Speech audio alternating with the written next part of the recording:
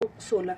हे भरत श्रेष्ठ, 4 प्रकार के पुण्यात्मा मेरी सेवा करते हैं: आर्त, जिज्ञासु, अर्थार्थी तथा ज्ञानी। तात्पर्य: दुष्कृति के सर्वथा विपरीत ऐसे लोग हैं जो शास्त्रीय विधि विधानों का दृढ़ता से पालन करते हैं। ये सुकृतिन कहलाते हैं, अर्थात ये वे लोग हैं जो शास्त्रीय विधि विधानों, नैतिक तथा सामाजिक नियमों को मानते हैं और परमेश्वर के प्रति न्यूनाधिक भक्ति करते हैं। इन लोगों की 4 श्रेणियां हैं: वे जो पीड़ित हैं, वे जिन्हें धन की आवश्यकता है, वे जिन्हें जिज्ञासा है और वे जिन्हें परम सत्य का ज्ञान है। ये सारे लोग विभिन्न परिस्थितियों में परमेश्वर की भक्ति करते रहते हैं। ये शुद्ध भक्त नहीं है, क्योंकि ये भक्ति के बदले कुछ महत्वाकांक्षाओं की पूर्ति करना चाहते हैं। शुद्ध भक्ति निष्काम होती है और उसे किसी लाभ की आकांक्षा नहीं रहती। भक्ति रस समृद्ध सिंधु में शुद्ध भक्ति की परिभाषा इस प्रकार दी गई है: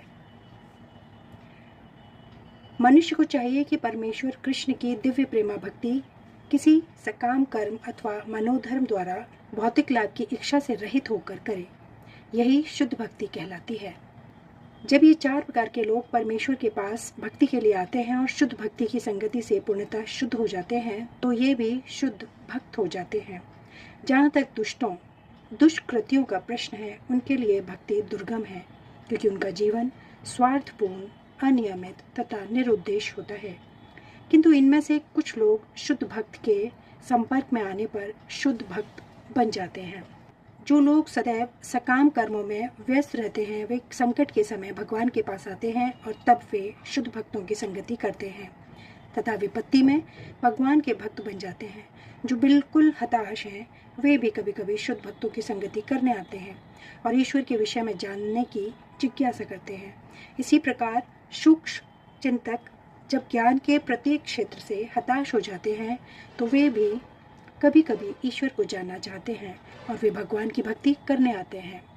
इस प्रकार ये निराकार ब्रह्मा तथा अंतर्यामी परमात्मा के ज्ञान को पार कर पाते हैं और भगवत कृपा से या उनके शुद्ध भक्ति की कृपा से उन्हें साकार भगवान का बोध हो जाता है।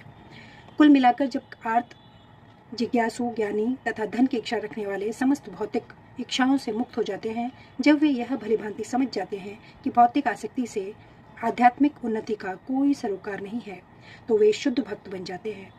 जब तक ऐसी शुद्ध अवस्था प्राप्त नहीं हो लेती, तब तक भगवान की दिव्य सेवा में लगे भक्त सकाम कर्मों में या संसारी ज्ञान की खोज में अनुरक्त रहते हैं। अतः शुद्ध भक्ति की अवस्था तक पहुंचने के लिए मनुष्य को इन सबों को लादना होता है।